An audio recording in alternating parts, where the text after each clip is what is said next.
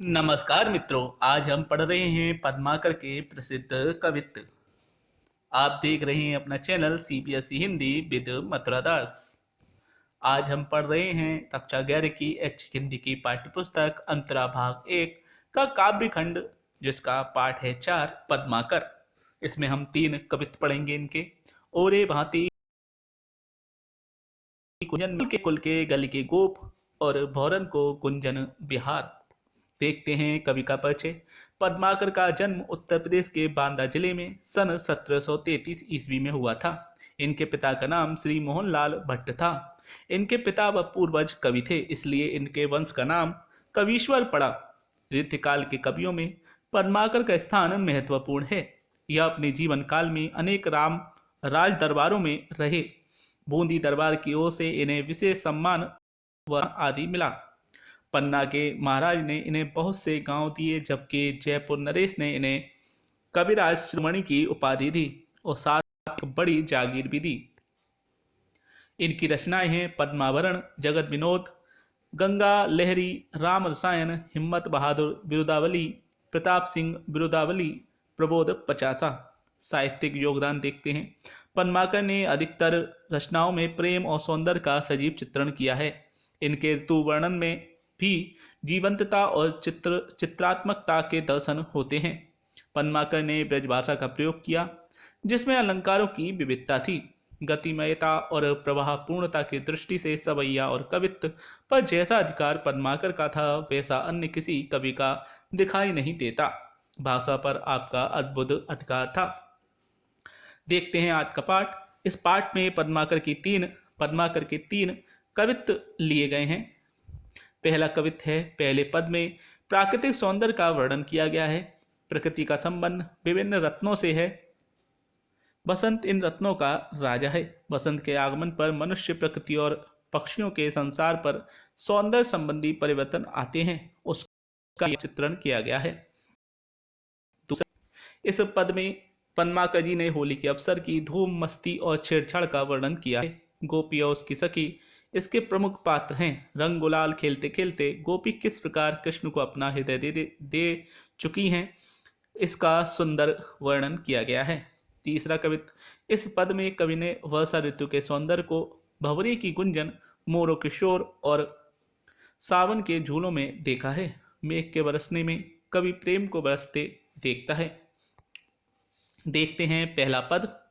ओरे भांति कुंजन में गुंजरत भीर भौर, ओरे डोर झोरन पे बोरन के होए गए। कहीं पद्माकर सु ओरे भांति गलियानी, छलिया छबीले छैल ओरे छवि छुए गए।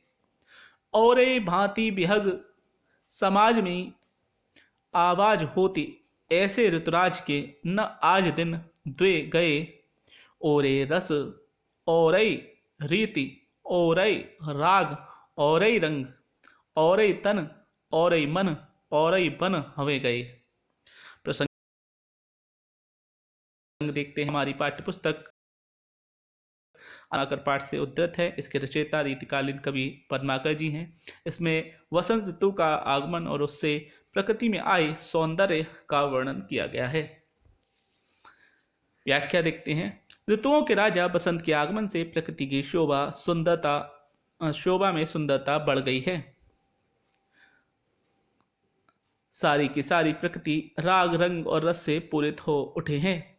इस कारण सभी के मन व शरीर उत्साह से भर गए हैं। बसंत ऋतु द्वारा चमत्कारी प्राकृतिक परिवर्तन और सौंदर्य लेकर आया जाता है। ऐसे ऋतुराज बसंत के आ जाने से, जो बस अभी अभी आया है, प्रकृति का सौंदर्य मन को लुभाने वाला लग रहा है। बसंत के आगमन पर प्रकृति का सौंदर्य अपने चरम पर होता है, जिसकी शोभा अतुलनीय है। देखते हैं क्या है इसमें विशेष। ऋतुराज वसंत का मनमोहक चित्रण किया गया है। भाषा तुकांत व माधुर्य गुण लिए हुए हैं। प्रकृति का चित्रात्मक वर्णन किया गया है। अलंकारों का सुंदर प्रयोग किया गया है। श्रृंगार और रस है। अब देखते हैं दूसरा कवित्त। गोकुल के कुल के गल के गोप, गाउन के जौ लगी कछु को कछु भाखत बने नहीं। कहें पद्माकर परोस पिछवारन के द्वारन तो लो चलित चतुर सहेली याही को कहूँ, नीके निचोरे ताही करत मने नहीं। हो तो श्याम रंग में चुराई चित चोरा चोरी, बोरत तो बोरियो पे निचोरत बने नहीं। देखते हैं प्रसंग। प्रस्तुत कविता हमारी पाठ्यपुस्तक अंतरा में संकलित पद्माकर पाठ से उद्धृत है। इसके रचयिता रीतकालीन कवि पद्माकर जी हैं। इसमें होली के त्योहार की धूमधाम में गोपी श्री कृष्ण के रंग में कैसी रंग गई है और उन्हें हृदय दे बैठी है, इसका वर्णन वह अपनी सखी से कहती है। देखते हैं व्याख्या। पद्माकर जी कहते हैं कि गोकुल गांव की गलियों में जहाँ तक भी लोग हैं, यह सब अविवेक पूर्ण व्यवहार कर रहे हैं, पर किसी को भी बुरा नहीं लग रहा। होली के त्योहार की चारों ओर धूम है।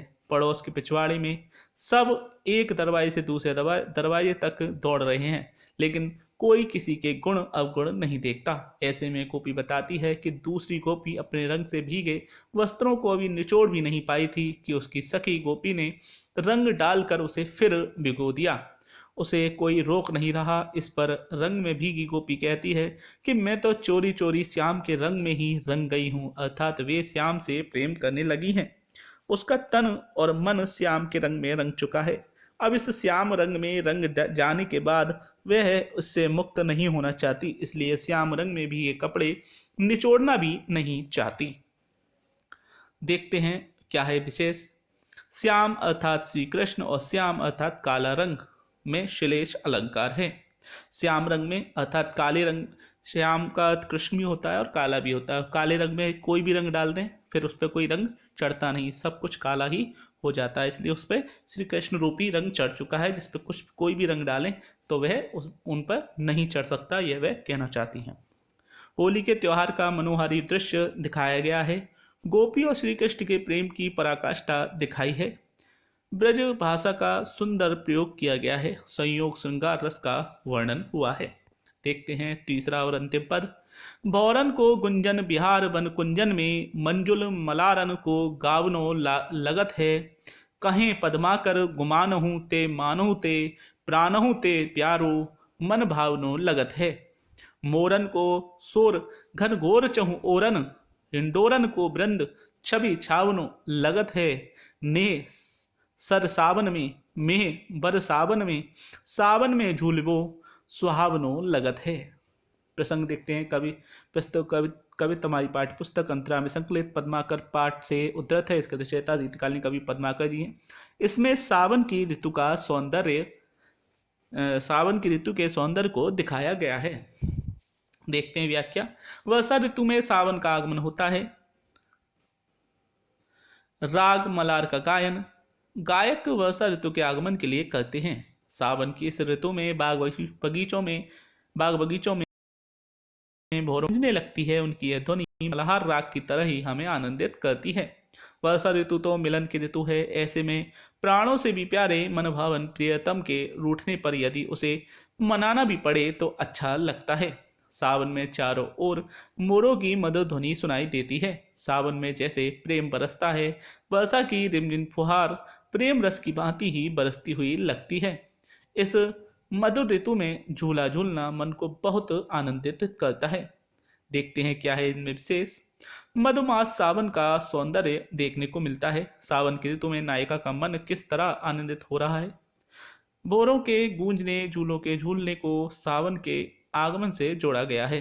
भाषा सरल, मधुर और प्रवाहपूर्ण है। कविता में लयबद्धता है, संयोग श्रृंगार रस है।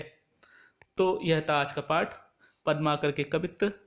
अब थोड़ा सा देखते हैं शब्दार्थ या कठिन शब्द जो होते हैं।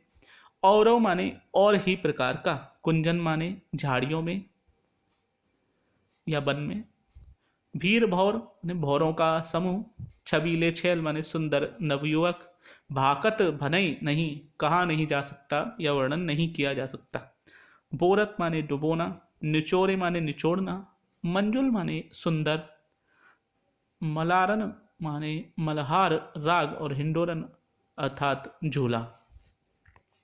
तो यह था आज का पाठ पद्माकर के प्रसिद्ध कवित्व। आप देख रहे थे CBSE हिंदी विद मथुरा दास। आपको हमारा वीडियो कैसा लगा हमें ज़रूर बताएं।